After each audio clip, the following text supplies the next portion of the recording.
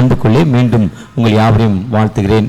அருமையாக பரிசுத்த ஆவியார் திருச்சபை அன்பு ஐயா தாஸ் ஐயாவை வணங்குகிறேன். உங்கள் யாவருக்கும் எனது இனிய இந்த ஈஸ்டர் தினத்துக்கு முன்ன கொல்கத்தா மலையிலிருந்து இயேசு கிறிஸ்து சிலுவையில் அறையப்பட்ட அந்த காட்சியின் தினம், அதாவது குட் ஃப்ரைடே, பெரிய வெள்ளி என்று சொல்லுவாங்க. இதை பெரிய வெள்ளின்னு சொல்லுவாங்க, குட் ஃப்ரைடேன்னு சொல்லுவாங்க. எங்கள் ஊரில் 3ஆம் நாள் பண்டிகைன்னுவாங்க, 3ஆனத்து பண்டிகை. இன்றைக்கி ஒரு பண்டிகை, நாளை கழிச்சு ஒரு பண்டிகை, ஞாயிற்றுக்கிழமை. அதான் 3ஆனத்து பண்டிகை. 8ஆனத்து பண்டிகைன்னுவாங்க. 8ஆனத்து பண்டிகைன்னா கிறிஸ்மஸ்ஸு, அதான் கிறிஸ்மஸ் ஒரு நாள், வருஷப்பிறப்பு ஒரு நாள், அது 8ஆவது நாள் வரும். அதனால் இது 8ஆவது நாள் பண்டிகை, இது 3ஆவது நாள் பண்டிகைன்னுவாங்க. இந்த முதல் நாள் 3 நாளில் இது ஆயத்த நாள். இது ஆண்டவர் மனிதனை உருவாக்கிய ஒரு திருநாள். வானத்தையும் பூமியும் படைத்த ஆண்டவர் மனிதன் நினைத்தான் உருவாக்குறார். எல்லாத்தையும் உருவாக்கி என்னன்னு பார்க்குறாரு, பார்த்துட்டு உயிரினங்களை உருவாக்குறாரு, தன்னுடைய காற்றை கொடுக்குறாரு, உயிரினங்கள்லாம் உருவாகுது. உருவாகிட்டு மத்தியானத்துக்கு மேலே ஆஃப்டர்நூனில் தான் இதெல்லாம் யார் ஆண்டு கொள்வது நினச்சி சாயங்காலத்துக்குள்ளே ஒரு பொம்மை செய்கிறார். பொம்மை செஞ்சு தமது சாயெல்லாம் மனுஷனை உருவாக்கி சொந்த சுவாசத்தை கொடுத்து ஏற்ற துணையோடு மனிதனை உருவாக்கிய நாள். இந்த மனிதன் பாவத்தில் விழுந்ததால் அவனுக்கு விடுதலை கொடுப்பதற்காக தன் ஜீவனையும் சிலுவையில் வெள்ளிக்கிழமை தான் கொடுக்குறாரு. 2 நாளும் ஒரே நாள் தான். ஏன்னா வாரத்தின் நாட்கள் 7 நாட்கள். இது ஆயத்த நாள், கடைசி நாள். நாளைக்கு வாரத்தின் கடைசி நாள், ஓய்வு நாள், பரிசுத்தமான ஓய்வு நாள். அதுக்கப்புறம் வாரத்தின் முதல் நாள். நம்ம வாரத்தின் முதல் நாளை தான் ஓய்வு நாளாக அனுசரிக்கிறோம். ஏன்னா ஆண்டவர் உயிரோடு எழுந்து விட்டார், ஆண்டவர் தூயாவுடைய மகிமையை தந்து விட்டார், திருச்சபை நிறுவி தந்து விட்டார். அது வாரத்தின் முதல் நாள். அதனால வாரத்தின் முதல் நாள் நான் சபை கூடுதல், ஆண்டவரை ஆராதிப்பது, ஆண்டவர்கிட்ட நம்ம உட்கார்ந்து பார்ப்பது, அதுதான் வாரத்தின் முதல் நாள் வச்சிருக்கிறோம். ஆனால் இது இந்த நாள் விசேஷித்த ஒரு நாள். இந்த நாளில் உங்கள் யாவருக்கும் மீண்டும் சிலுவை தியான கூட்டங்களில் உங்களோடு பேசுவதில் ஆண்டவருக்கு நன்றி செலுத்துகிறேன். சிலுவை தியான கூட்டங்கள்லாம் இப்போ நிறைய சர்ச்சில் மும்மணி தியானம் என்று பெயர். மும்மணி தியானம் 11 மணிக்கு ஆரம்பித்து 3 மணிக்கு தான் முடியும். 4 மணி நேரம், 9 பிரசங்கம் கேட்கணும். எத்தனை பிரசங்கம்? ஒருத்தருக்கு 25 நிமிஷம், 9 பிரசங்கம் கேட்கணும். இடையில மோர் கொடுப்பாங்க, முடிஞ்ச பிறகு சாப்பாடு கொடுப்பாங்க. எங்கள் ஊரில் பானைக்காரன் கொடுப்பாங்க. பானைக்காரன்னா புளி, பனவெல்லம் கரைப்பாங்க, குழு குழுன்னு இருக்கும். புளியும் பனவெல்லம் கரைச்சோன்னா சூப்பர் டேஸ்ட்டு. இல்லை மோர் கொடுப்பாங்க, இல்லை பாயசம் கொடுப்பாங்க. இன்னைக்கு ஏன்னா ஏசு தாகமாக இருந்தாராம். அதனால் நம்ம 3 மெசேஜ் கேட்டோன்னா தாகத்துக்காக ஒரு சோறு, தண்ணி, இளநீ கொடுப்பாங்க, பதநீர் கொடுப்பாங்க, வசதியை பொறுத்து இப்போ எல்லாம் கொடுப்பாங்க. உண்மையாகவே இந்த நாளில் உங்களோடு ஆண்டவர் உயிர்த்தெழு மரணத்தின் மரணம். இன்னைக்கு என்னது? மரணத்தின் மரணம். உலகத்தில் கருப்பு இனம், பின்தங்கின இனத்தைச் சேர்ந்த ஆபிரகாம் லிங்கன், பின்தங்கின இனத்தைச் சேர்ந்தவர், ஒரு தாழ்மை குணம் உள்ளவர். அவர் செனட்டில், அமெரிக்கா ஜனாதிபதியாக இருக்கிறப்போ செனட்டில் ஜனாதிபதியாக உட்கார்ந்துருக்கிறாரு. அந்த செனட் உறுப்பினர் ஒருத்தர் கேட்குறார், ஆபிரகாம் லிங்கன், உங்கள் அப்பா செருப்பு தைச்சாரு, ஷூ தைச்சாரு, உங்கள் அப்பா தைச்ச ஷூவை நான் போட்டிருக்கேன் என்று சொன்னார். ஒரு தாழ்மை இனத்தைச் சேர்ந்தவர் ஜனாதிபதியாய் மாறினதால் அவருடைய தாழ்மையை அவர் அவமானப்படுத்துவதற்கும் வெள்ளை இனத்தைச் சேர்ந்த ஒரு மனிதன் உங்க அப்பா செருப்பு தண்டா தச்சாரு சொல்றார். ஆபிரகாம் லிங்கன் அதுக்கு சொன்ன பதில் என்ன தெரியுமா? ஐயா, நான் கூட செருப்பு நல்லா தைப்பேன். எங்க அப்பா தச்ச செருப்பு எப்படி நல்லா இருக்கோ அதே மாதிரி நானும் நல்ல மனிதன். அந்த செருப்பு ரிப்பேர் ஆனா, அந்த ஷூ ரிப்பேர் ஆனா என்கிட்ட கொடுங்க, நான் உங்களுக்கு ரிப்பேர் பண்ணி தர்றேன்னாராம். அவர் ஜனாதிபதியாருக்கு முதல் தாழ்மையின் குணம். அடுத்து ஜனாதிபதி ஆகிறதுக்கு அவருடைய இனம் குணம். ஒரு பத்திரிகை நிருபர் கேட்கிறார், நீங்கள் ஜனாதிபதி ஆனதற்கு என்னங்கிறார். பேட்டி கேட்கிறார். ஒரு அப்பாயின்மெண்ட் கொடுக்கிறார் காலையில் 5 மணிக்கு, மார்னிங் 5 o'clock. அந்த பத்திரிகை நிருபர் 4:30 மணிக்கே போயிட்டார். 4 மணிக்கே அவர் ஆபீஸில் இருந்தவரோடு பேசி கொண்டிருக்கிறார் ஜனாதிபதி, முதல் அப்பாயின்மெண்ட். ஆனால் சொல்றப்ப இந்த பத்திரிகை கிட்ட நீ தான் முதல் அப்பாயின்மெண்ட் சொன்னார். அப்போ அங்கே இருக்க செக்யூரிட்டிகிட்ட கேட்குறார், இனிதான் ஃபர்ஸ்ட் வர சொன்னாங்க, உள்ள யாரோட பேசி கொண்டிருக்கிறான்னு கேட்குறார் செக்யூரிட்ட. செக்யூரிட்டி சொல்கிறாரு, ஆண்டவரோடு பேசி கொண்டிருக்கிறார். அவர் வேலையை அரைப்பின்னு 4 to 5 என்ன பண்ணுவார்? ஜெபம் பண்ணுவார். ஆண்டோடைய சன்னிதானத்தில் 1 மணி நேரம் காத்திருப்பார். எவ்வளோ கஷ்டம் இருந்தாலும். Second character. First character humble, second character ஆண்டவரோடு இடைபெறுதல், மூன்றாவது கேரக்டர் வாழ்க்கையில் உண்மை. அவர் வாழ்க்கையில் உண்மை இருந்துச்சு. எப்படிப்பட்ட உண்மைனா, அவர் மளிகை கடையில் வேலை பார்த்தாரு. ஒருத்தர் $100 கொடுத்து பொருள் வாங்கினார். $82 மீதி $18 திரும்ப கொடுக்கணும். கொடுக்கல, வாங்குறவரும் $18 வாங்கல, போயிட்டார். காலை 10 மணிக்கு நகர்ந்த நிகழ்வு இது. இரவு அவர் கணக்கு பார்க்குறப்போ $18 அதிகம் இருக்கு. யார்கிட்ட வாங்குறேன்னு தெரியல. உட்கார்ந்து 10:30 மணிக்கு மேலே திங்க் பண்ணுறார். யார் வாங்கினான்னு திங்க் பண்ணி கண்டுபிடிச்சிட்டார். அவர் இடத்துலேருந்து 15 கிலோமீட்டர் தூரத்தில் அந்த மனிதர் இருக்கிறார். மெட்ரோ ரயில் இல்லை, ட்ரெயின் இல்லை. ராத்திரி 11 மணிக்கு சைக்கிள் இல்லையா, நடந்தே போய் அந்த 18 கிலோமீட்டர் ஆட்டி $18 கொடுத்தாராம். 12 மணிக்கு நைட்டு வீட்டை தட்டி அவர் சொன்னார், ஏன் இப்போ வந்த காலையில் தர வேண்டியதை, நாளைக்கு அங்கே வருவேன். இல்லை, உங்கள் பணம் ஏன்ட்டு இருந்தால் எனக்கு தூக்கம் வராது. உண்மை அதுதான். அவர் இறந்த பொழுது அவருடைய பாடியை அமெரிக்காவில் வாஷிங்டனில் ஒருத்தர் ஷூட் பண்ணுறான். அவரை ஒரு வெள்ளைக்காரன் ஷூட் பண்ணிட்டான். அவர் கருப்பு இனத்தை சேர்ந்தவர், செத்து போகிறார். அவர் பாடி அங்கேருந்து ட்ரெயினில் வச்சு அவங்க கிராமத்துக்கு கொண்டு போகிறாங்க. 12 மணி நேரம் ட்ரெயின். ஆனால் அந்த ட்ரெயின் 2 நாள் 1.5 நாள் என்னவோ போச்சான். எல்லா ஸ்டேஷனில் நின்றுச்சான். வள்ளி நெடுக மக்கள் கூட்டமா, பயங்கர கூட்டமா. அவருடைய அடக்க ஆராதனையில் ஒரு அம்மா ஒரு குழந்தையை எடுத்து ஆபிரகாம் லிங்கனுடைய பாடியை காட்டி, இதே மாதிரி நீ வாழு. ஒரு குழந்தைய தலைக்கு மேலே தூக்கிச்சான். 6 மாத குழந்தைய.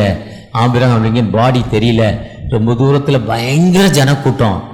அவரை மாதிரி நீ மாறணும்னுச்சான். ஒருவேளை இன்னைக்கு நாம் உட்கார்ந்துருப்பதுன்னா இயேசுவை போல் நாம் மாற வேண்டும். இயேசுட்ட என்ன குணாதிசயங்கள் இருந்ததோ அதே குணாதிசயங்களை மட்டும் காணப்பட வேண்டும். அதுக்குத்தான் சிந்தனை பண்ணுவதற்கு. ஒருவேளை இன்னைக்கு உட்கார்ந்து சாப்பிடாமல் இருந்து, ஐயோ இயேசு செத்து போனாரு, இயேசு செத்து போனாரு, சிலுவையில் அரைஞ்சிட்டாருன்னு நம்ம சொல்லிக்கிட்டு இருக்கோம்.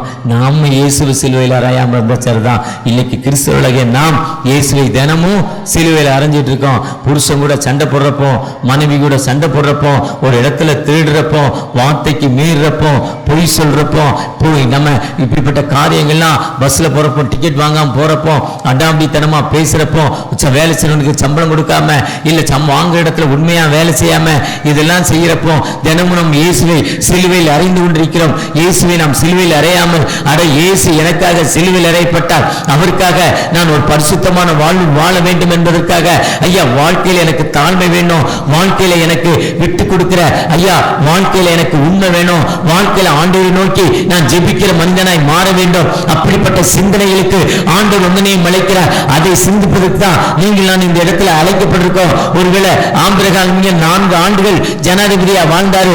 4 ஆண்டுகள் ஜனாதிபதியில அவர் இந்த தேசத்துல அவரை போல் யாருமே வாழல, அவரை போல் பிறருக்கு யாருமே கொடுக்கல, அவரை போல் அது ரெக்கார்ட் பிரேக் அந்த ஹிஸ்டரி யாருக்குமே இல்ல. ஒரு பிற்படுத்தப்பட்ட பின்தங்கின தாழ்ந்து இணைச்சு சேர்ந்த மகன் தான். ஆனா ஆண்டவர் உண்மையினால் உயர்த்தினார்.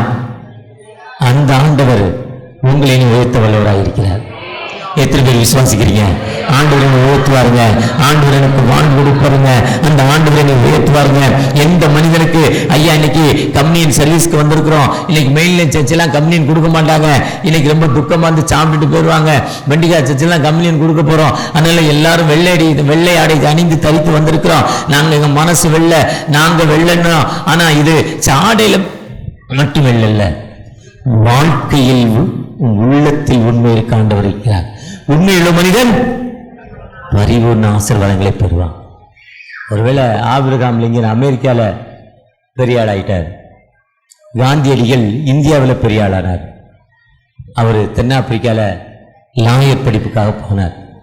லாயர் படிப்புக்காக போயிருக்கப்போ தென்னாப்பிரிக்காவில் அங்கே வெள்ளைக்காரங்க கருப்பினம், கருப்பினத்து மக்கள் அந்த ஊர்காரன், வெள்ளைக்காரன் ஆட்சி செய்ய வந்தவன். அவன் என்ன பண்ணான், ஒரு லைசன்ஸ் கொடுத்தான். எல்லாருமே இப்போ பந்தா ஒரு இது போடுறோம்ல, ஐடி கார்டு போட்டால் ஒரு பந்தா, அது டாக் லைசன்ஸ். அதுக்கு பேர் என்னது, முன்னால நாய் லைசன்ஸ். 30 வருஷத்துக்கு முன்னாடி நாய்க்கு லைசன்ஸ்லாம் நாய் வண்டி பிடிச்சிட்டு போயிடும். எத்தனை பேருக்கு தெரியும்? நாய் லைசன்ஸ் போய் கார்பரேஷன்ல வாங்கி போடலாம், நாய் வண்டி என்ன பண்ண முடியும்? அப்ப இது என்னது, இதுக்கு பேர் என்னது, டாக் லைசன்ஸ். அதனால கருப்பினத்துக்கெல்லாம் பேர் கொடுத்தான். Reverend T Soundarapandian, TS group, தண்டையார்பேட்டைன்னு எனக்கு எழுதி ஓட்டினான். உங்க பாஸ்ட் வெள்ளைக்காரன் உயர்ந்தவர், அவருக்கு போட மாட்டார். இல்லை டார்க் லைசன்ஸ் அவர் போட மாட்டார். இந்த பிரிவினை காந்தியடிகள் பார்த்தாரு, லே நீ வெளிநாட்டிலேருந்து ஆள வந்த, நீ போட மாட்டியா டார்க் லைசன்ஸ், நாங்கள் போடணுமா? போட்டால் நீயும் போடு, நாங்கள் போட மாட்டோம். ஒரு பெரிய போராட்டத்தை ஏற்படுத்தினார், பெரிய போராட்டம். அந்த நேரத்தில் பார்த்து பாருங்க, இந்த ட்ரெயின் ஓட்டுறவங்க, ட்ரெயின் ஓட்டுறாங்க பாருங்க டிரைவர்ஸு, அவங்க ஒரு ஸ்ட்ரைக் பண்ணாங்க. இவங்க என்னைக்கு ஸ்ட்ரைக்கோ அன்னைக்கே ஸ்ட்ரைக்குனாங்க. உடனே காந்தியடிகள் அந்த ஸ்ட்ரைக்கை வாபஸ் வாங்கிட்டார். 2 பேரும் ஸ்ட்ரைக் பண்ண அரசாங்கம் ஸ்தம்பித்து விடும். நாங்கள் அரசாங்கத்திற்கு எதிரானவர்கள் அல்ல, எங்கள் கொள்கையை தான் சொல்றோம். எங்களுக்கும் அரசாங்கத்திற்கும் சண்டை இல்லை. ஆனால் அரசாங்கம் ஸ்தம்பித்து போகக்கூடாது. இன்னைக்கு ட்ரெயின் டிரைவர்ஸ் ஸ்ட்ரைக்கு, அதனால நாங்கள் எங்களுடைய ஸ்ட்ரைக்கை வாபஸ் வாங்குறோம்னாராம். அன்னைக்கு தான் தேசப்பிதாவா மாறினாராம். விட்டு கொடுக்கிற தன்மை ஏசிட்ட என்ன இருந்தது? விட்டு கொடுக்கிற தன்மை இருந்துச்சு. அந்த விட்டுக்கு அதான் உன்னை 1 மைல் ஒருத்தர் பலம் 2 மைல் கூட போ. ஒருத்தர் ஒரு கணத்தில் இருந்தால் மறு கணத்தை காட்டு. ஒருத்தர் முன்னால தவறு ஒருத்தருக்கு நடக்கும், அவங்க தங்கச்சி வீட்டுக்காரர் அடிக்கிறாரு, ஏன்டா அடிக்கிறேன்னு கேட்கலாம், தப்பு இல்லை. பக்கத்து வீட்டுக்காரர் அடிக்கிற, ஏன்பா அடிக்கிறான் அந்த அம்மாவை கேட்கலாம், தப்பு இல்லை. உங்களுக்கு விரோதமாய் எங்கு தவறுகள் செய்யப்படுதோ, அநீதிகள் இறைக்குமோ, அந்த இடத்துல அநீதியை நீங்கள் எதிர்த்து நிற்க வேண்டும். இதுதான் ஜீசஸுடைய கொள்கை. அதே நேரத்தில் மன்னிக்கிற தன்மை அவர்கிட்ட இருந்துச்சு. பிதாவே, அந்த மன்னிக்கிற தன்மையின் அடையாளம் தான் செகண்ட் கேள்வி கேட்டான். ஐயா, எனக்கு மேலான வாழ்வை கொடுங்க, எனக்கு பரதேசி வாழ்வை கொடுங்கன்னு கேட்டான். அவன் தன்னை உணர்ந்து கேட்டான். முதல் கல்வன் கேட்டான், நீர் நல்லவர், நீர் வல்லவர். இப்ப நம்ம பாஸ்டர் பார்த்துக்க, நீ பாஸ்டரு இங்க வந்து உட்கார்ந்தோடனே எனக்கு தாஸ் பாஸ்டர் மேல ஒரு பொறாமை வந்துருச்சு. பொறாமை வரக்கூடாது, வந்துருச்சு.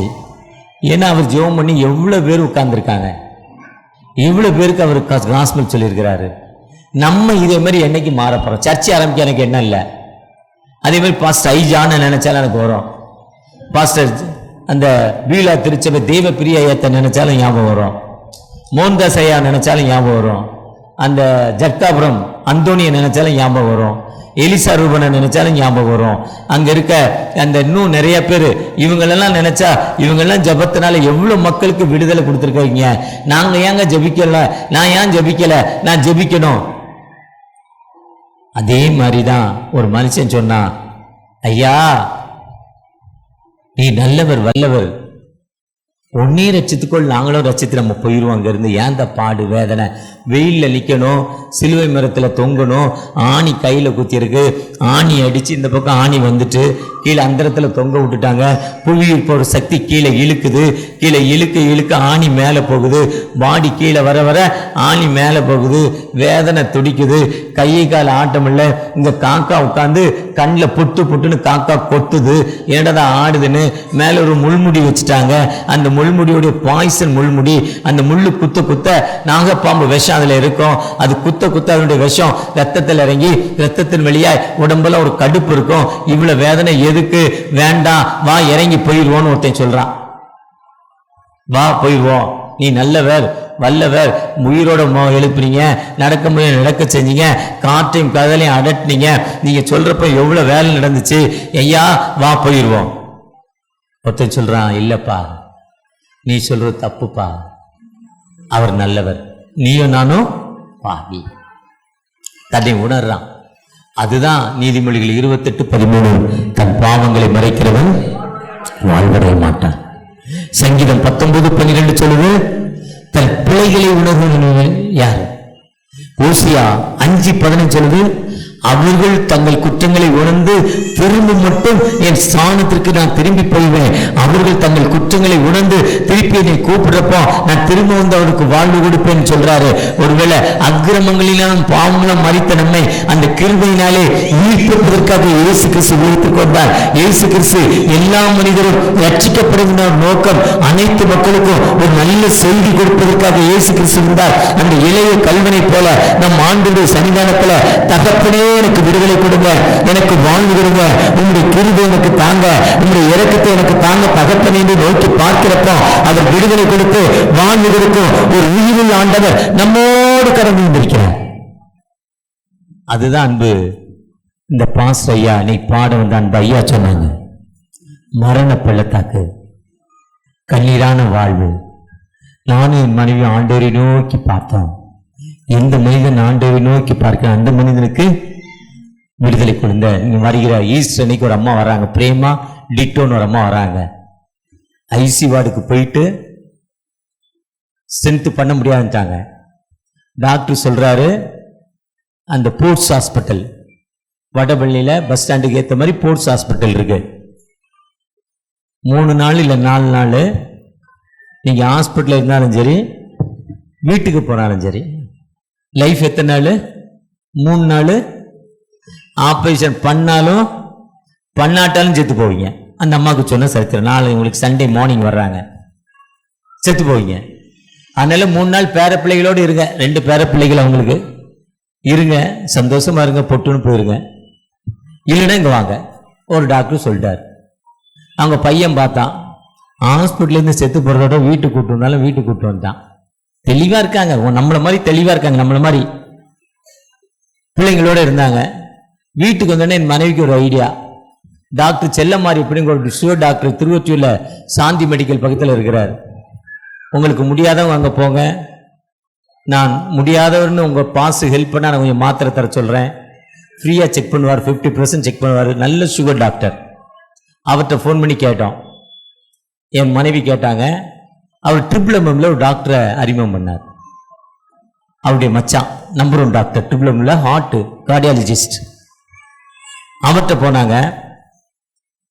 அவர் இவங்க பேஷண்ட்டுக்கு அட்டெண்டர் நினைச்சுக்கிட்டார் முதல்ல.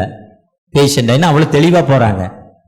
வைத்தியம் சொல்லுது, டாக்குமெண்ட் சொல்லுது 3 நாளில் செத்து போவீங்கன்னு. ஆனால் அவங்க வச்சிருந்த டாக்குமெண்ட் சொல்லுது, அவங்கள பார்த்தா பேஷண்ட்டுக்கு அட்டெண்டர் மாதிரி போகிறாங்க, கூட ஹெல்த்தாக போகிறாங்க. ஸ்ட்ரென்த் பண்ண முடியாதுன்ட்டாங்க, ஆன்ஜியோ பண்ண முடியாதுன்ட்டாங்க, ஓப்பன் ஹார்ட் சர்ஜரி பண்ண முடியாது. ஏற்கனவே 2 பெரிய ஆப்ரேஷன் பண்ணியாச்சு, பல சிக்கல். அவர் இருந்தாலும் ஸ்ட்ரென்த் பண்ணுறேன்ட்டார், ஆன்ஜியோ பண்ணி ஸ்ட்ரென்தன் பண்ணுறேன்னு. ஆப்ரேஷன் தியேட்டர் கொண்டு போயிட்டாரு. ஸ்ட்ரென்த் பண்ண முடியல, அவங்க உடம்பு ஒத்துழைக்க மாட்டுது. திருப்பி ஐசி வார்டுக்கு அனுப்பிட்டார். காலையில் அந்த அம்மா செத்து போயிருப்பாங்கன்னு காலையில் வர்றார். அந்த அம்மா பெட்டில் இல்லை. எழுந்து ஒரு சேரில் உட்காந்து நல்லா கொஞ்சம் மேக்கப்லாம் போடுறவங்க, அவங்க நல்ல அழகாக சேரீ, நல்ல கலராக இருப்பாங்க, அழகாக சுடிதாரோ சேரீயை போட்டு பவுட்ரு போட்டு ஜம்முன்னு ஒரு சேரில் உட்காந்துருக்காங்க. பேஷண்ட்டை காணலை. டாக்டர் மண்டையை போட்டுருக்குன்னு நினச்சிக்கிட்டே வந்து அந்த அம்மாட்ட, இந்த அம்மா எங்கன்னு கேட்குறாரு. யாரை பார்த்து? பேஷண்ட்டை பார்த்து. பேஷண்ட் சொல்லி, நான் தாங்க பேஷண்ட்டுங்கிறாங்க. இன்னைக்கும் உயிரோடு இருக்கிறாரு. அந்த ஆண்டவர் யாரு? அதுதான் மரணம். மரணமே உன் கூறுங்க, மரணமே உன் வாழ்வுங்கன்னு ஆண்டவர் சொல்றாரு. அவரை நோக்கி பார்க்கிறானோ அந்த மனிதனுக்கு அவர் ஜாதியை பார்க்கல, கலரை பார்க்கல, ஹைட்டு வெயிட்டை பார்க்கல, படிப்பை பார்க்கல, அந்தஸ்தை பார்க்கல, எவ்வளோ காணிக்க பையில போடுறோன்னு பார்க்கல. உன் மனம் எப்படி இருக்கு? என்னை நோக்கி நீ பார்க்கிறப்போ மனம் நல்லா இருக்கா? அந்த மனம் உனக்கு சரியா இருக்கான்னு கேட்கிற. என்னை பார்ப்பதற்கு அந்த மனம் தூய்மையா? இப்போ நீங்க வெள்ளை ட்ரெஸ்ஸு, நான் கொஞ்சம் காஸ்ட்லியாக இருக்கும், இப்போ லேட்டஸ்ட் மாடல் இது, காலுக்கு தெரிஞ்ச இப்போ சப்ளையர் கூட போடுறான், அது வேற, ஹோட்டலில் சப்ளையர் கூட போடுறாரு. இதெல்லாம் அவர் பார்க்கல. என் தரம், என் மனம் எப்படி இருக்கு? ஒரு நல்ல பையன் தொழிலுக்காக ஒரு லோன் கேட்டார். லோன் சுவிஸ் பேங்க்ல, சுவிட்சர்லாந்தில் நடந்த சம்பவம். அந்த லோன் கேட்டு அந்த பேங்க்கு போறான். எனக்கு தெரிஞ்ச ஒரு பையன், எங்க சொந்தக்கார பையன், ஆட்டோ ஓட்டுறான். அவன் ஃப்ரெண்டு வீடு வாங்கினான். அதனால இவனுக்கு வீடு வாங்கணும்னு ஆசை வந்தது. இடம் வாங்கினான், கிராமத்தில் வீடு கட்ட ஆசைப்பட்டான். ஃப்ரெண்டு வசதியா இருக்கான், ஒரு நாளைக்கு 5000 ரூபா 10,000 ரூபா சம்பாதிக்கான். ஆட்டோ ஓட்டுறது 400 ரூபா 500 ரூபா தான் கிடைக்கும், தலைகீழ அதுக்கு மேலே கிடைக்காது, அதுவும் ஒரு நாள் கிடைக்காது. இவன் என்ன பண்ணா, லோன் வாங்க போனா, லோன் தர்றேன்னாங்க. 6 லட்ச ரூபா லோனு, 2 லட்ச ரூபா செலவு பண்ணான். எதுக்கு? ஆதார் கார்டு, ரேஷன் கார்டு, அப்புறம் சர்டிஃபிகேட்டு, என்ஓசி, இடத்துல டாக்குமெண்ட், ஜெராக்ஸு. 6 லட்சத்தில் எவ்வளோ செலவு? இப்போ எவ்வளோ வருது? இப்போ 10 லட்ச ரூபா லோன் கட்டணும் வட்டியோட. 6 லட்ச ரூபா லோனு, 10 லட்சம் வட்டியோட 10 லட்சம் ரூபா, 2 லட்சம் ரூபா வீணா போயிடுச்சு. கையில் வந்தது எவ்வளவு? இப்போ வட்டி எவ்வளவு? 4 ரூபாய்க்கு எவ்வளவு? 10% வட்டி இல்லை, இது 40-60% வட்டி.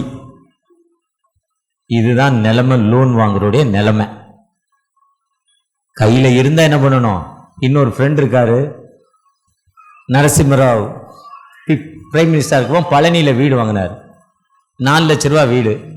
அவர்கிட்ட 1 லட்சம் ரூபா, 3 லட்சம் ரூபா வட்டிக்கு வாங்கினார். வீடு வாங்கிட்டார். 3 லட்சம் ரூபாய்க்கு ஒரு 50 லட்சம் ரூபா வட்டி கட்டினார். எவ்வளவு? சம்பாதிச்சு கட்டினார். கடைசியில் அந்த ஊர்ல சொல்லாம கொள்ளாம எரிச்சு போயிட்டார். இப்போ கையில் இருக்க 1 லட்சம் ரூபாயும் போச்சு, வீடும் போச்சு, கடையும் போச்சு, உள்ளதும் போனா நுள்ள கண்ணா ஆயிடுச்சுல்ல. அதனால ஒரு நாளைக்கு 50 ஃபோன் எனக்கு வரும். Sir, you are a Suthanthira Pandian, I am fixing your loan, I give the loan, உங்களுக்கு எத்தனை குரோ வேணும், எத்தனை லேக்ஸ் வேணும். அந்த வார்த்தை கேட்டோன்னா செல்ல ஆஃப் பண்ணிடுவேன், பதிலே பேச மாட்டேன். லோன் என்ன பண்ணக்கூடாது? சட்டம் என்ன சொல்லுது? நீயோ கடன் கொடுப்பாய், கடன் வேற வழி இல்லைங்க. ஜோம் பண்ணுங்க. எங்க வீட்டு தோசையிலும் ஓட்ட விழும். வேதனை இல்லாத மனிதனே இல்லை. பிரச்சனை வேணும், 1000 ரூபாய் தண்டல் வாங்காதீங்க, தயவு செஞ்சு வாங்காதீங்க.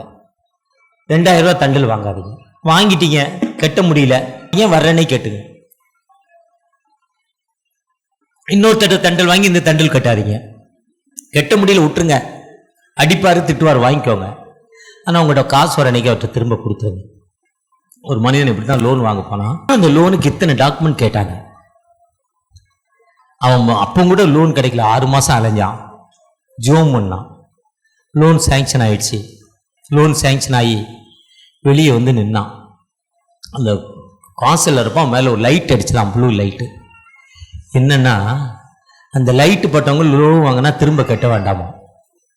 வாசலை தாண்டப்போ அந்த லைட்டு யார் மேலே விழுதோ அவங்க என்ன வேண்டாம் திரும்ப.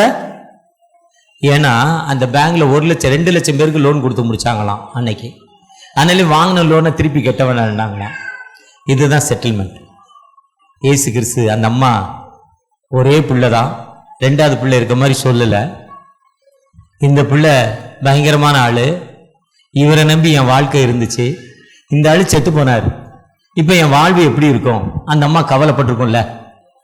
சோத்துக்கு வழி இல்லை, புள்ள செத்து போச்சு, என் நிலைமை எப்படி? வெறும் ஆசாரிய குடும்பம், கார்பெண்டர் குடும்பம், பெரிய வருமானம் இல்லை, பெரிய இருப்பு இல்லை, என் செலவு எப்படி இருக்கும் அந்த அம்மா நினைச்சிருக்கோம். ஆனா ஏக்கத்தோடு அந்த அம்மா, எனக்கு ஒத்தாசை வரும் பர்வதங்களுக்கு நேராக என் கண்களை ஏறெடுக்கிறேன், வானத்தை பூமி உண்டாக்கின கர்த்தரிடத்தில் எனக்கு ஒத்தாசை வரும், உன் காலை தள்ளாடி விட்டார், உன்னை காக்கிற உறங்கார், இஸ்ரவேலை காக்கிற உறங்குதலை தூங்குவில் தான். அதுதான் இயேசுடைய ஜெபம். என் தேவனே, என் தேவனே, ஏன் என்னை கைவிட்டீங்க? என் மகனை நம்பி இருக்கிற இயேசுடைய ஜெபமும் அதுதான் இருந்துச்சு. என் தேவனே, இந்த உலகத்தின் பாவங்கள் என் மேல கொட்டப்பட்டுச்சுன்னு அவரும் அதைத்தான் ஜெபம் பண்ணாரு. அப்படி அந்த அம்மா ஜெபம் பண்றப்போ அவர் இயேசு கிறிஸ்து என்ன பண்ணார்? அதோ உன் மகன், அதோ உன் தாய். உலகத்துல வாழ்வு கிடைச்சில்ல, புருஷன் செத்து போனான்னு கவலைப்படாதீங்க. நோக்கம் இல்லாமல் ஆண்டவர் புருஷனை உங்க புருஷனை அழைக்கல. ஒய்ஃப் மனைவி செத்து போச்சுன்னு கவலைப்படாத. ஒரு நோக்கம் இல்லாமல் உன் மகனை அழைக்கல. எனக்கு வியாதி வந்துச்சு நான் கவலைப்படக்கூடாது. எனக்கு 35 வருஷமா சுகர் பேஷண்ட் இருந்தாலும் நான் கவலைப்படலை. எனக்கு வேற சைடு எஃபெக்ட் எதுவுமே இல்லை. சுகர் வந்தா ப்ரெஷர் வந்துடும், சுகர் வந்தா கொலஸ்ட்ரால் வந்துடும், சுகர் வந்தா கண்ணு கெட்டுப்போம், சுகர் வந்தா கிட்னி கெட்டுப்போம், பேரலட்டா கைகால் விழுந்துடும், சுகர் வந்தா ஹார்ட் அட்டாக் வந்துடும், சுகர் வந்தா கை வலி வந்துடும், சுகர் வந்தா கால் வலி வந்துடும். இவ்வளவு வேதனை. ஏன்னா சுகர் என்பது நம்ம சாப்பிட்ற பொருளை அதை எரிச்சு ஃபயர் ஆக்கி, எப்படி வண்டிக்கு பெட்ரோல் ஊத்துறப்போ அந்த பெட்ரோல் கார்பரேட்டர் வழியா அந்த இன்ஜின்ல போறப்போ அந்த இன்ஜின் அதை தீயாக்குது, தீயாக்குறப்போ கரண்ட் வருது, அந்த கரண்ட் மூலம் அந்த வண்டி ஓடுது. அதே மாதிரி நம்ம சாப்பிட்ற பொருளை அது ஃபயர் பண்ணி நெருப்பாக்கி, அந்த நெருப்புல இருந்து சக்தி வந்து இனியால பேச முடியுது, நடக்க முடியுது. அந்த சுகருங்கிற வியாதி என்னன்னா, அந்த அந்த இன்சுலின் சுரக்காம அந்த சாப்பிட்ற பொருள்ல அது சுகர் உடம்புலயே நிக்குது, அது ஃபயர் ஆகல. அதனால உடம்பு சத்து ரத்தத்துக்கள் ஓடல, அதனால கொலஸ்ட்ரால் வருது, அதனால ஹார்ட் அட்டாக் வருது, அதனால பிபி வருது, அதனால எல்லாம் வியாதி வருது. அப்படிப்பட்ட வியாதிக்கு அடிப்படை காரணம் அந்த சுகர் வியாதி தான். ஆனா அந்த சுகர் வியாதி வந்த மக்கள் கவனமா இருந்தா ஒண்ணுமே பண்ணாது. ஆனா நான் கவனமா இல்லாம ஆண்டவர் எனக்கு 35 ஆண்டுகள் வாழ்வு கொடுத்திருக்கிறார். அந்த ஆண்டவர் ஐயா, அந்த ஆண்டவர் என் தேவனே, என் தேவனே ஏன் என்னை கைவிட்டீங்கன்னு நான் சொன்னேன். அந்த வார்த்தையை அந்த அம்மா கேட்கும்னே அகத்தின் அழகு முகத்துல தெரியுன்னு அந்த அம்மா முகத்தை பார்த்து அதோ உன் மகன், அதோ உன் தாயின் சொன்னாங்க. இயேசுவுடைய ஜெபம், என் நாமத்தினால் எவைகளை கேட்டாலும் அவைகளை நான் உங்களுக்கு தருவேன் சொல்றாரு. கேளுங்கள் தரப்படும், தட்டுங்கள் திறக்கப்படும், கேட்கிறேன் எவனும் பெற்றுக்கொள்கிறார். நம்ம ஆண்டவத்தை நோக்கி கேட்கிறப்போ ஆண்டவர் நமக்கு விடுதலை கொடுக்கும். ஒரு வீருள்ள ஆண்டவர். நீங்க எதுக்குமே கவலைப்படாதீங்க, கவலைப்படாதேன்னு வேதத்துல 365 தடவை சொல்லிருக்காங்க. ஒரு நாளைக்கு ஒரு தடவைக்கு 365 சொல்ல கவலைப்படாதே, நான் உன்னோடு இருக்கிறேன், திகையாதே, நான் உன் தேவன். சாது சுந்தர் சிங் ஒரு பெரிய மிஷனரி. அவரு வெஸ்ட் பெங்கால்ல கடந்த நாள்ல ஐயாவை கூப்பிட்டு வரமாட்டேன்ட்டார். எனக்கு பெரிய ஊழியம் இருக்குன்ட்டார். அந்த சுந்தர்பன் காட்ஸ் யூப்ளி நதி தாண்டி, யூப்ளி நதியுடைய அகலம் 4 கிலோமீட்டர். இந்த பக்கத்து அந்த பக்கம் போட்டில் தான் போனோம். அந்த இதுக்கு அங்கே நிறைய கிராமங்கள் இருக்கும், சதுப்பு நிலக்காடுகள். தண்ணி எப்பவுமே இருக்க ஈரமாக இருக்கும், அதுக்கு தான் சதுப்பு நிலக்காடுகள் என்று பெயர். ஒரு நாள் அங்கே ஊழியத்துக்கு போயிட்டு வந்தாரா, போயிட்டு போட்டில் போனோம். இன்னைக்கும் 10 ரூபா தான் போட்டுக்கு, இன்னைக்கு நிலைமைக்கு 10 ரூபா, ரொம்ப கம்மி, விலையெல்லாம் கம்மி. வெஸ்ட் பெங்காலில் ஒரு பூரி 1 ரூபா தான், ஒரு டீ 1 ரூபா தான் இன்னைக்கும் வெஸ்ட் பெங்காலில். ரொம்ப நல்லா இருக்கும், டேஸ்டாக இருக்கும். ஒரு நாள் ஊழியத்துக்கு போயிட்டு சாயங்காலம் வந்தார். கப்பல் போட்டு 6 மணிக்கு மேலே ஓடாது. மிருகங்களுடைய தொல்லை, காட்டு மிருகங்களுடைய தொல்லை நீரில் வந்து அடிக்கும், தண்ணிக்குள்ளே வந்து அடிக்கும். போட்டு இல்லை போனோம். அங்கே தங்க வழி இருக்காது. இன்னைக்கும் அப்படிதான் இருக்கு அந்த ஊர். அந்த ஆண்டவர் ஒரு காலம் நம்ம என்ன பண்றதில்ல, கைவிடுறதில்ல. நமக்கும் அந்த ஜீவனுள்ள ஆண்டவர் என் வாழ்க்கையில செஞ்சிருக்கிறார். ஒரு நாள் ஃப்ளைட்டுக்கு நாங்கள் இண்டிங்கிற ஒரு பனித்தளத்துக்கு போகிறோம். ஐஎம்எஸ்ல மகாராஷ்டிராவுக்கும் கர்நாடகத்துக்கும் இடையில உள்ள பனித்தளம், மிஷன் ஃபீல்டு. அங்கே பொட்டு கட்டி விடப்பட்ட மக்கள் இருக்காங்க. அந்த பனித்தளத்துக்கு போகிறப்ப ஃப்ளைட் தான், வரப்போ ஃப்ளைட் தான். ஃப்ளைட்டுக்கு நாங்கள் 1.5 மணி நேரம் லேட்டாக வர்றோம். 1.5 hour லேட் ஆயிடுச்சு. டிராஃபிக்கு 4 பேர். சரி, அப்போ அடுத்த ஃப்ளைட்டுக்கு டிக்கெட் போடலான்னா 4 பேருக்கும் 1 லட்ச ரூபா ஆகுது. 4 பேருக்கும் 1 லட்ச ரூபா ஆகுது. ஜெபம் பண்ணோம், தகப்பனே உம்முடைய வேலையை தானப்பா செய்ய வந்தோம், உம்முடைய நாமத்தான மகிமை வந்தோம், நீங்க தாங்க தலைவர், 1 லட்ச ரூபா டிக்கெட் போடவா என்ன பண்ணணும் எங்களுக்கு தெரியல. ஜெபம் பண்ணிக்கிட்டே இருக்கப்போ ஒரு மெசேஜ், நீங்கள் செல்ல வேண்டிய ஃப்ளைட் 2.25 மணி நேரம் காலதாமதமாக வந்து கொண்டிருக்கிறது. 120 ஒரு 135 நிமிஷம் காலதாமதம். அடுத்த ஜெபம், இப்போ சார்ஃபா போய் சேர்ந்துருவோம், போனோன்னா ஃப்ளைட்டுக்குள்ளே சோறு யார் கொடுப்பா, சாப்பிட்றதுக்கு ஒரு 20 நிமிஷம் அவங்க ஏர்போர்ட்டில், இன்னொரு அரை மணி நேரம் லேட் பண்ணக்கூடாதான்னு கேட்டோம். நான் கேட்டேன், நடந்த சம்பவம். ஆண்டவர் ஜெபத்தை கேட்டார். 3.5 மணி நேரம் லேட்டுனார். அடுத்த மெசேஜ், எத்தனை மணி நேரம்? யாருக்காக லேட்டு? எனக்காக லேட்டு. அவரை நம்பினோம். இதெல்லாம் பிராக்டிக்கலாக இருக்கிற சாட்சிகள்.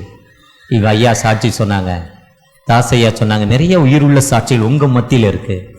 உங்களுக்கு ஆண்டவர் எத்தனையோ அற்புதங்களை செய்திருக்கிறார். அந்த ஆண்டவர்கிட்ட என் தேவனே, என் தேவனே ஏன் என்னை கைவிட்டீங்க? பலத்த குரலா சங்கீதம் 22 சொல்லுது. அந்த கடைசி பகுதியெல்லாம் சொல்லுது. பொதுவா சிலுவை வாழ்வே, இந்த சிலுவை சின்னவா இயேசு பேசுறாரான்னு யாருக்கும் தெரியாது. நீங்க பக்கத்துல இருந்தீங்களா? நான் பக்கத்துல இருந்தேனா? வாசு பக்கத்துல இருந்தாரா? யாரும் என்ன பண்ணல? இதை சொல்லியிருப்பாங்க. ஒரு எடுத்துக்காட்டுல சொல்றாங்க.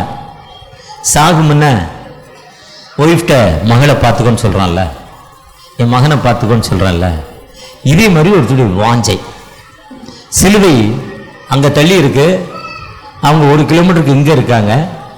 ராத்திரி ஃபுல்லா அடி வாங்கியிருக்கிறாரு, ரத்தம்லாம் வெளியே போயிருக்கு, முடியாத நிலைமை.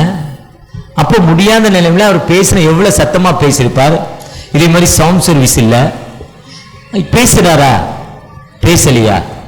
ஆனா எழுதப்பட்ட வார்த்தைகள் உண்மை உள்ள வார்த்தைகள். இதுல எழுதப்பட்ட வார்த்தை ஆவியானவரால் எழுதப்பட்ட. இது மனுஷன் கேட்கல, ஆண்டுடைய தூதர்கள் கேட்டு எழுதியிருக்காங்க. இது மனுஷன் எழுதல.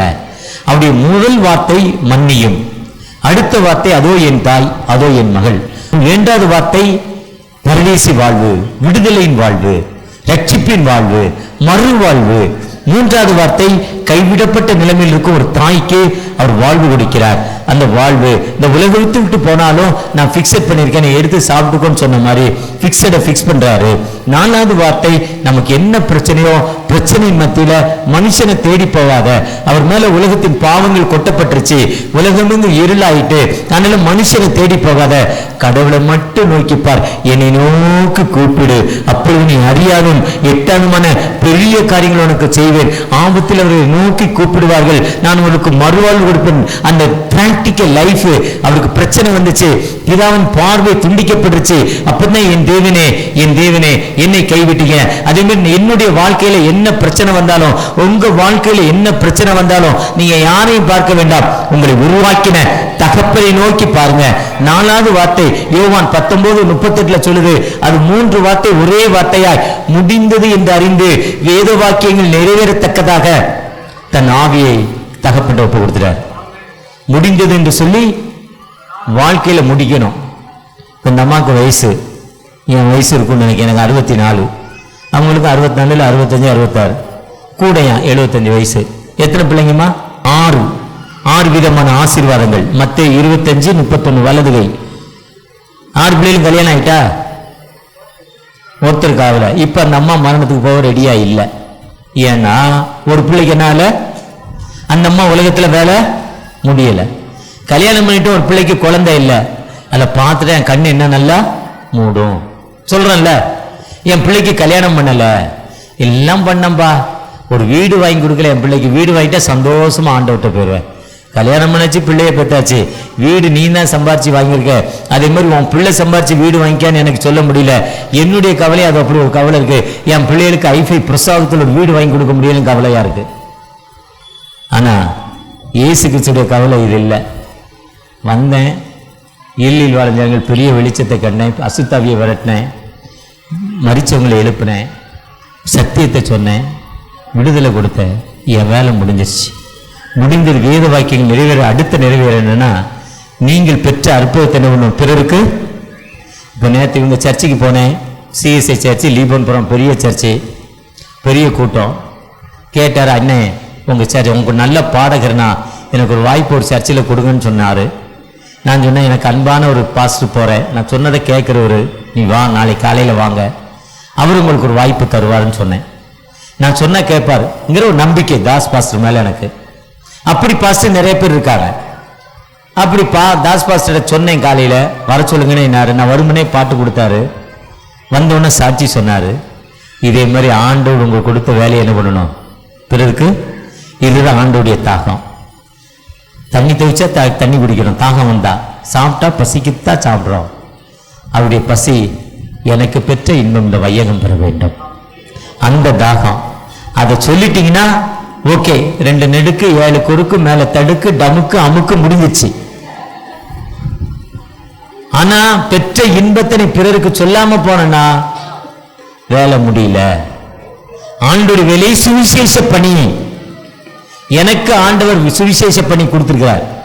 தாஸ் பாஸ்டர் மாதிரி எவ்வளோ பாஸ்டர் என்னோட இருக்காங்க, அவங்களோட நான் பெரிய ஆள் இல்லை, நிச்சயமா 100% இல்லை, அதுதான் உண்மை. இவ்வளவு பெரிய கூட்டத்தை கையில வச்சிருக்கிறார்னா அவருடைய ஜெபம். இந்த உங்களுடைய குடும்பங்களுக்காக ஜெபிக்கிறார், உங்களுடைய தேவைகளுக்காக ஜெபிக்கிறார். அப்படி ஜெபிக்கல இவ்வளவு பெரிய கூட்டம் நிச்சயமா வராது, யாருக்கும் வராது. ஒரு சில பாஸ்டர் வேசார்பாடியில் இருக்காங்க, 45 வருஷமா சர்ச் இருக்காங்க.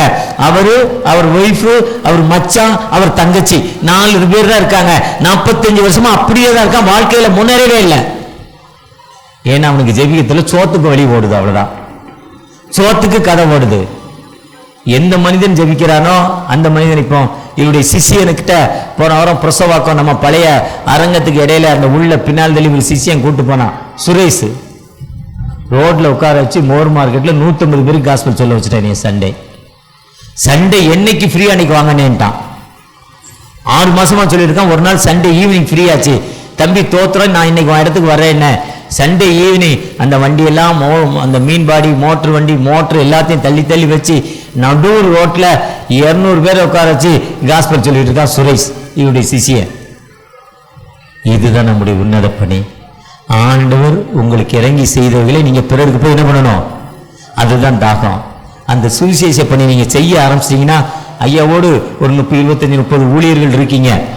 அந்த அம்மாக்கள் தான் இருக்காங்க, எனக்கு தெரியும்னு நினைக்கிறேன். நான் வந்திருக்கேன் ஒரு கிறிஸ்மஸ் டைம்ல. அந்த பணியை நீங்க சரியா செய்யுங்க. அதுதான் சிலுவையின் தாகம். இயேசு சிலுவையில் வந்த தாகம் என்னன்னா முடிந்தது என்று சொல்லணும். முடிந்ததுன்னா கஷ்டம் வந்துச்சியா, 4 முழம் கயிறு எடுத்த, ஒரு சுருக்க போட்ட, பட்டுன்னு முடிச்சிட்டேன். அந்த ட்ரெயின் வந்தது, முன்னால போனேன், உளுந்தேன், வெட்டு 1 துண்டு 2ங்கிற மாதிரி. அது இல்லைங்க, 1 லிட்டர் மண்ணெண்ணெய் எடுத்தேன், மேல ஊத்துறேன், கொளுத்துறேன். அது இல்ல முடிந்தது. முடிந்தது ஒரு கத்தி எடுத்தேன், குத்துறேன். அது முடிந்தது இல்ல. அந்த ஆவியெல்லாம் வாளில பாதி தூரத்தில் நிக்குது, ஆண்டவர்கிட்ட போய் சேராது. அந்த குறிப்பிட்ட வயசுக்குள்ள பவுலடிகள் சொல்றார், நல்ல போராட்டத்தை போராட நீ விசுவாசத்தை காத்துக்கொண்டேன், நீதியின் கீழும் என் மேல் வைக்கப்பட்டிருக்குன்னு பவுலடிகள் சொன்னாங்க. அந்த ஆண்டோடைய அந்த ஒரிஜினல் மரணம் வர்ற வரை காத்திருக்கணும். சூசைட் அட்டம் பண்ணக்கூடாது, சூசைட் அட்டம் பண்ணவே கூடாது. அது ஆண்டோடைய சித்தல்ல. எவ்வளவு கஷ்டம் வந்தாலும், எவ்வளவு வேதனை வந்தாலும் முழங்கால் நின்று தகப்பனை நோக்கி நீங்க ஜெபிங்க. ஜெபிக்கிறப்போ ஆண்டவர் உங்களுக்கு எல்லா நிலையிலும் வாழ்வு கொடுக்கும். ஆண்டவர்